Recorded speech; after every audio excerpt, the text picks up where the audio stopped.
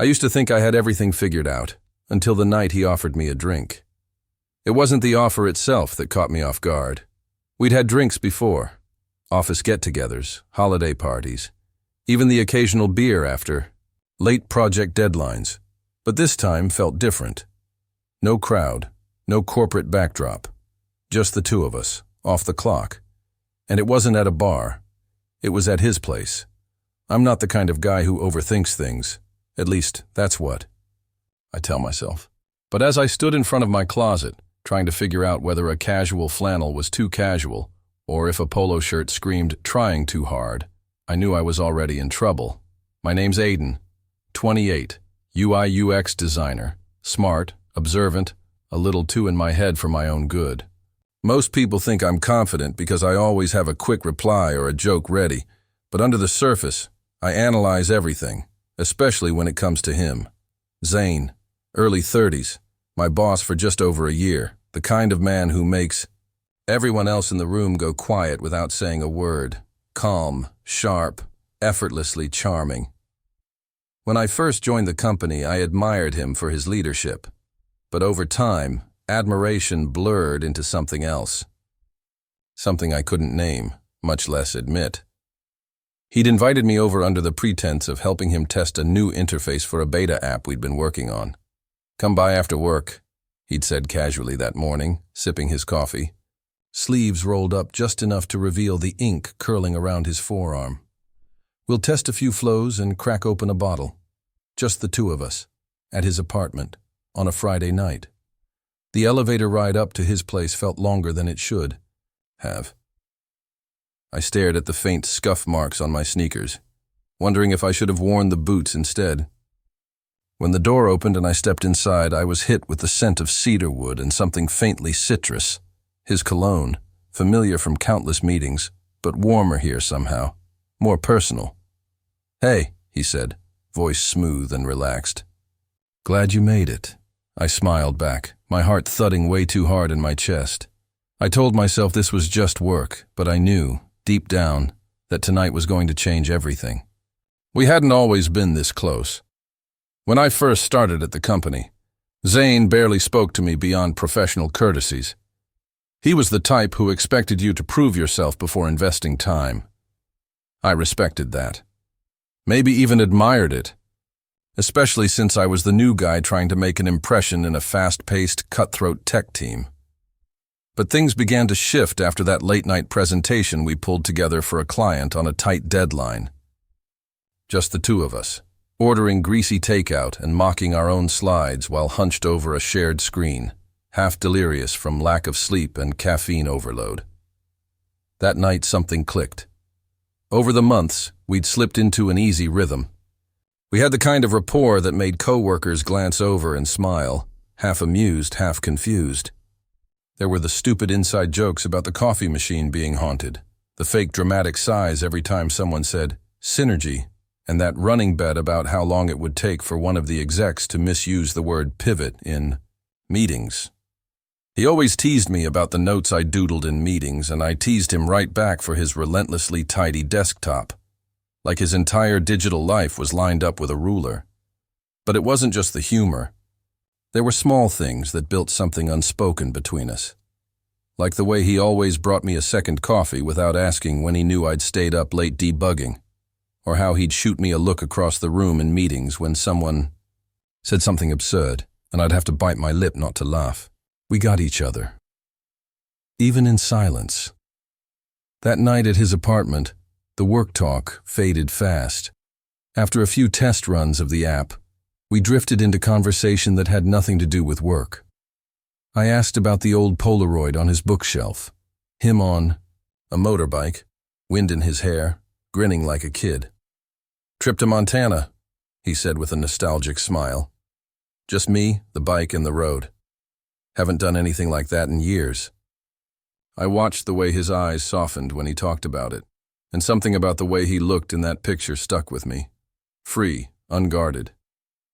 "You don't really strike me as the lone wolf type," I said, nudging him with a grin. He laughed, shaking his head. "I wasn't always this put together, you know."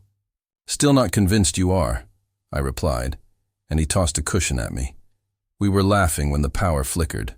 Once, twice, then gone. A beat of silence. Perfect, Zane muttered, setting down his drink. Storm's messing with the grid again. I didn't mind. The room glowed faintly from his phone light, and he lit a couple of candles from a drawer. Emergency romance lighting? I joked, trying to cover the way my pulse picked up. You caught me, he said, and something about the way he looked at me just then, flickering light dancing in his eyes, made the air between us shift. Didn't know where to sit. The couch suddenly felt too close and too far all at once. He patted the cushion next to him, and I swallowed a breath before walking over. I told myself it was just a power outage, just two guys passing time. But when my leg brushed his as I sat, and neither of us moved away. When he turned to say something and his gaze lingered on my mouth for half a second too long, I started to think maybe I wasn't imagining everything. I laughed at something he said. I don't even remember what. And he looked at me with this small, private smile, like I was something he was letting himself enjoy more than he should. In that moment, the unspoken parts of our friendship felt loud, not in words, but in the space between them. The power stayed out longer than either of us expected. We waited for it to flicker back on, made jokes about living in the Stone Age, and lit more candles, though by then, it wasn't really about seeing anymore. The soft glow was oddly comforting, like the night had pressed pause on everything outside his apartment. I hadn't realized how quiet the city could be when all the hums and buzzes of technology stopped. There was just rain tapping against the windows and the soft clink of ice in our glasses. Zane got up and came back with an old blanket, tossing it over the back of the couch. If this keeps up, you might be stuck here, he said, casual, like it wasn't a big deal. I chuckled, pretending the idea didn't send a small thrill through my chest. Tragic. Forced to crash at my boss's place. HR nightmare. He smirked. Guess I'll have to make sure I don't cross any lines, huh? Something about the way he said it, half teasing, half serious, caught in my throat. I watched him sit back down, closer than before. Our knees touched, just slightly. He didn't move, and neither did I. I told myself to relax, to enjoy the evening for what it was. But my body was stiff with awareness. Every time he shifted, I noticed the sound of the fabric of his jeans, the subtle warmth where his arm brushed mine. I could smell the cedar again, faint, grounding, stupidly distracting. I've got a spare toothbrush, he said after a while, like he was offering a solution to a practical problem. And you can crash in the guest room. Thanks, I said, but my voice came out quieter than I meant. I didn't want to overthink it, didn't want to assign meaning where maybe there was none. But the way he was looking at me, steady, unreadable, like he was thinking about something and hadn't decided whether to say it. I felt my pulse in my ears. Time passed in fragments. We drifted into a slower kind of conversation, stories from our pasts. He told me about growing up near the coast, the freedom of long summer days and salt in his hair. I told him about my first botched design internship, how I accidentally deleted half a database trying to impress someone. We laughed, leaned into each other a little more with every shared memory. At one point, his hand grazed mine as he reached for his drink, and he didn't pull away right away. Neither did I. Eventually, he stood and stretched, the hem of his shirt lifting just a bit. I looked away too quickly, heart pounding. All right, he said, yawning. You sure you're okay crashing here? Couch is all yours if the power doesn't come back soon. Something in me bristled at the formality of it. Couch. Guest room. Like we were pretending the night hadn't already crossed into some new territory. I said slowly, trying to sound casual. The couch looks fine, but I don't mind the floor either. He glanced at me over his shoulder, one brow raised. You offering to rough it for the thrill? Just saying, if it's a two-man blanket situation, I'm not picky. His lips twitched, like he was fighting a smile. That what this is? A two-man blanket situation? I shrugged. Could be. We didn't talk much after that, not because it got awkward, but because something shifted. That unspoken current between us, always humming under the surface, was now loud and present, and neither of us seemed ready to say anything about it. He brought over a couple of pillows and dropped them on the couch next to me. "All right," he said, lowering himself beside me again. "We'll share the couch, blanket diplomacy." I laughed, easing back into the cushions as he threw half the blanket over me and settled close, shoulder to shoulder. Very diplomatic of you. The heat from his body was unmistakable now, not overwhelming, just there, like a quiet invitation. I was painfully aware of every point of contact between us, my arm resting lightly against his, our thighs brushing slightly every time one of us shifted. And underneath all of it, the constant push and pull in my mind, I wanted more. I wanted to lean into him, to say something stupid like, "Have you felt this too?" But I was terrified that if I gave voice to it, he'd pull away. That maybe this closeness was just in my head, just a fluke of comfort between friends and coworkers, nothing more. But then, he turned slightly, his face just a few inches from mine. His voice was quieter than before. "You always this quiet when the power's out?" I looked at him, the lines of his face soft in the candlelight. "Just thinking." "Dangerous habit," he said with a faint smile. "Yeah," I murmured. "Tell me about it." There was a pause, not awkward, just heavy with something unspoken. And then, like it was the most natural thing in the world, he reached for the edge of the blanket, tugging it higher over both of us. His fingers brushed my forearm, lingering just a second too long. He didn't say anything else. He didn't have to, because now I knew I wasn't the only one struggling to keep a line uncrossed. I didn't sleep much. The couch was comfortable enough, and the room was warm, but my thoughts wouldn't settle. Zane had fallen asleep beside me, his breathing even and quiet, the blanket pulled up to his chest. I lay there, staring at the ceiling, every nerve tuned to the space between us. I could feel the faint warmth of his arm near mine, the way his shoulder would shift slightly every time he exhaled. It was ridiculous, how loud my thoughts were in that silence. I wasn't supposed to feel this way. He was my boss, my friend. And yet, here I was, lying next to him in the dim candlelight, his presence tugging at something I'd spent months trying not to name. At some point, I rolled to my side to face him, just to look. That was all I told myself. Just a glance. His face was relaxed in sleep, brow uncreased, lips slightly parted. He looked younger like that, softer, vulnerable almost. And then his eyes opened. I froze, caught like I'd been staring at something I shouldn't have. But he didn't look surprised. Or annoyed, just tired and a little sad. "Couldn't sleep either?" he asked, voice low and scratchy. I shook my head. "Too much noise up here," I said, tapping my temple. He nodded, slowly. Yeah. Neither of us moved. It would have been so easy to turn away, to pretend the moment hadn't happened. But I didn't, and neither did he. "Zane," I said before I could stop myself, "can I ask you something?" He looked at me, eyes steady. "Of course. Do you ever...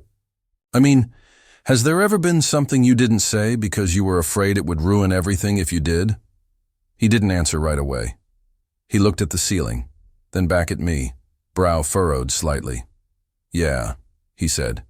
"Plenty of times." My throat tightened. "And did it help, not saying it?" "No," he said quietly. "It just made me feel like a coward." I swallowed, heart hammering in my chest. He turned onto his side to face me, mirroring my position. Our faces were just a foot apart now, if that. I could see the way his expression shifted, curious, cautious. waiting. I think I've been trying to talk myself out of this for months, I admitted. Telling myself I was imagining it, that it was just some stupid crush or whatever. But it's not. And I can't keep pretending that it doesn't feel different with you. Zane's eyes didn't leave mine. Not for a second. I kept going. Because now that I'd started, I couldn't stop. It's not just how you look, or how you lead, or how damn frustratingly perfect your code reviews are. It's how I feel around you. Like I don't have to perform. Like I'm just me. And that's enough. His hand shifted beneath the blanket, his fingers brushing mine. Just a light touch, but it was deliberate. Not casual, not unintentional. Searched his face. Say something. He exhaled slowly, eyes shining with something unspoken. I've been trying not to cross a line, telling myself I needed to be professional, that it would be selfish to make a move. But I felt it too. Aiden. Every damn moment of it. The coffees, the looks, the way you make even the worst meetings bearable. I didn't know how to bring it up without risking this. My chest tightened. So you've been feeling this too. He nodded. Yeah, I have. I wanted to say more, but the moment had shifted again. He was looking at me in a way I hadn't seen before. Not guarded, not teasing, just open, raw. His hand slipped into mine under the blanket, fingers curling around mine. My breath hitched, but I didn't pull away. I don't know what happens next, I whispered. I don't even know if this changes everything tomorrow, or if we're just two idiots in a blackout admitting things because the power's out and the rules feel softer. He smiled, a faint, sad kind of smile. Maybe we are, but I'd still want to kiss you, blackout or not. That stopped my heart. Searched his face for any sign that he was joking, playing with me. But he was serious. Okay, I said, my voice barely audible. Then do it. He leaned in slowly, giving me time to pull away. I didn't. I couldn't. I didn't want to. When his lips met mine, it wasn't fireworks or some cinematic explosion of passion. It was quiet, careful, real. A first kiss that said, I've thought about this. I've waited. I'm here. His hand cupped my jaw, thumb grazing my cheek. I felt myself melt into it, into him. The tension that had lived in my chest for months eased with that single deliberate contact. When we pulled back, we didn't speak right away. Our foreheads rested together, breaths mingling, still tangled up in the weight of it all. I've wanted to do that for so long, he whispered. I smiled, eyes still closed. Same. We stayed there like that, lying side by side, hands still, joined under the blanket. No rush, no pressure, just the soft hum of something new, something fragile and beautiful and finally real. And when I opened my eyes and looked at him, I knew. This wasn't a mistake. It was the beginning. We didn't rush to move. After the kiss, everything felt suspended, like the whole world had quieted just for us. Zane lay beside me, still so close, our legs brushing under the blanket and hands resting between us, fingers intertwined. The electricity hadn't come back, but I didn't care anymore. The darkness felt safe, honest. You realize we just broke about 5 workplace rules, I murmured, with a lazy grin.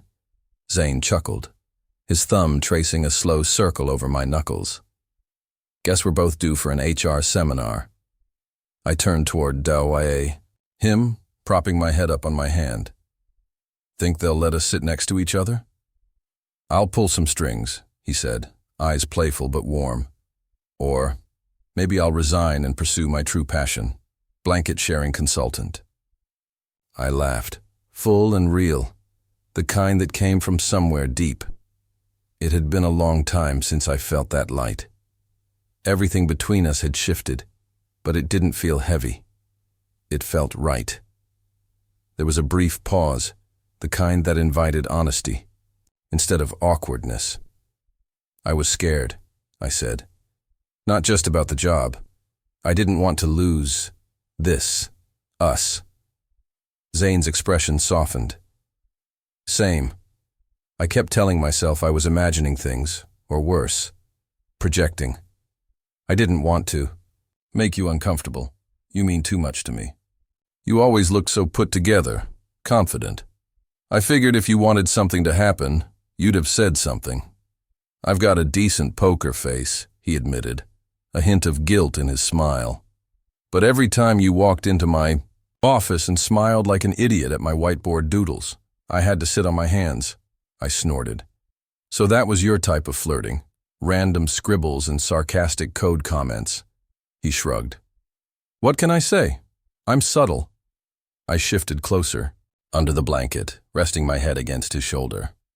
His arm moved around me naturally, like we'd done it 1,000 times. It wasn't rushed or intense, just comfortable. Familiar, even if it was new. Do you think this, us, can work? I asked quietly. He was silent for a moment, then turned slightly to look at me. I don't know all the answers. We'll probably need to have some awkward conversations at work. Maybe even talk to HR for real. But I know I want to try. If you do, I nodded. I do. We lay there in silence for a while, letting it settle. Letting the air between us fill with something more solid than uncertainty. Eventually, Zane tilted, his head toward me again. So, are we like boyfriends now?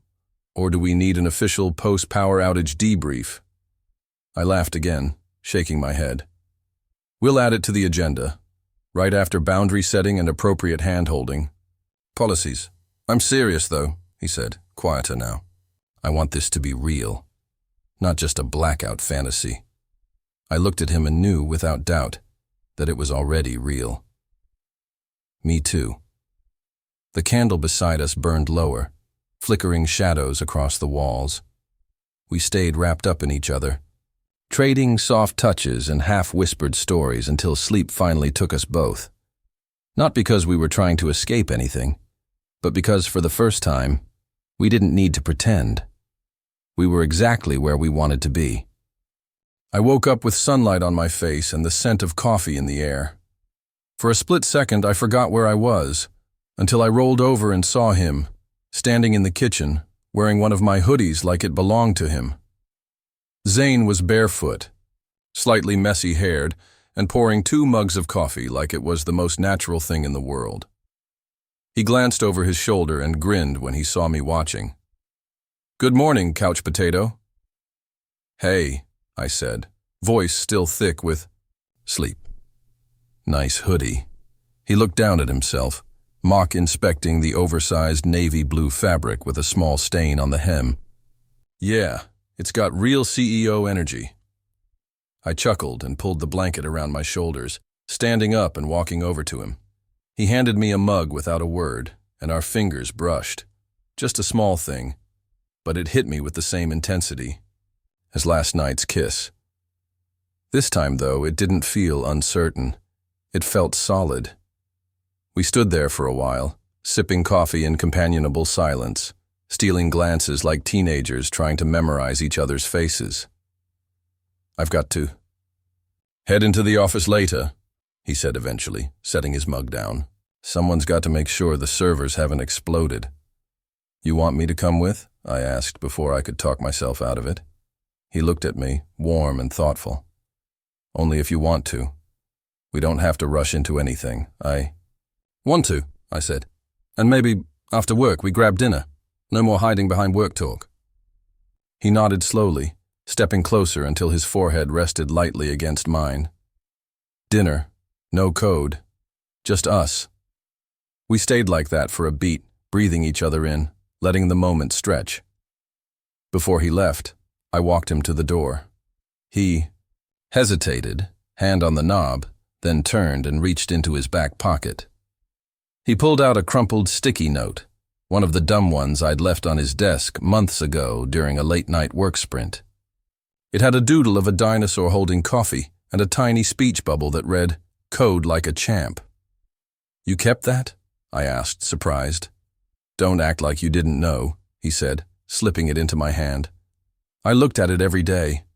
My fingers closed around the note.